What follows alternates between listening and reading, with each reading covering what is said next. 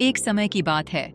घने जंगल के बीचों बीच बसे एक शांत, सुरम्य गांव में टिम्मी नाम का एक युवा लड़का रहता था। टिम्मी एक हंसमुख और साहसी बच्चा था जिसका जानवरों से गहरा रिश्ता था। उन्होंने अपने घर को 3 वफादार साथियों के साथ साझा किया। मैक्स, वफादार कुत्ता, व्हिस्कर्स, शरारती बिल्ली और चार्ली, चंचल बंदर। साथ में वे एक अविभाज्य चौकड़ी थे जो जंगलों की खोज करते थे और ऐसी यादें बनाते थे जो जीवन भर बनी रहेंगी। एक दुर्भाग्यपूर्ण दिन, जैसे ही सूरज क्षितिज से नीचे डूबा, जंगल में लंबी छाया पड़ी। छाया से एक भयावह आकृति उभरी। गांव वाले उसे रहस्यमय काला जादू करने वाला मलाचाई कहते थे, जिससे सभी लोग डरते थे। उनकी प्रतिष्ठा काले मंत्रों, अभिशापों और द्वेषपूर्ण कार्यों की कहानियों पर बनी थी, जो उनके रास्ते में आने वाले लोगों की रीढ़ की हड्डी में सिहरन पैदा कर देते थे। मलाचाई को लंबे समय से जानवरों के साथ टिम्मी के अनूठे संबंध की चाहत थी। उनका मानना था कि यह उनके काले जादू को सशक्त बना सकता है। एक रात अंधेरे की आड़ में वह टिम्मी के कमरे में घुस गया और एक दुष्ट जादू कर दिया, जिसने सोते हुए लड़के को भयावह ऊर्जा के भंवर में डाल दिया। कमरा कांप उठा और पालतू जानवरों को दुष्ट उपस्थिति का एहसास हुआ, लेकिन वे हस्तक्षेप करने में असमर्थ थे।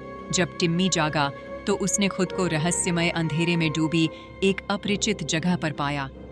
घबराहट उस पर हावी हो गई, क्योंकि उसे एहसास हुआ कि वह अब घर पर नहीं है, मैक्स, व्हिस्कर्स और चार्ली की आरामदायक उपस्थिति से घिरा हुआ है।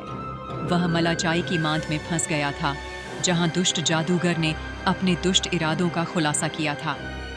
युवा लड़के, तुम्हारे पास एक अनोखा उपहार है, मलाचाई ने उपहास किया, और मैं इसे अपने नापाक उद्देश्यों के लिए इस्तेमाल करना चाहता हूँ।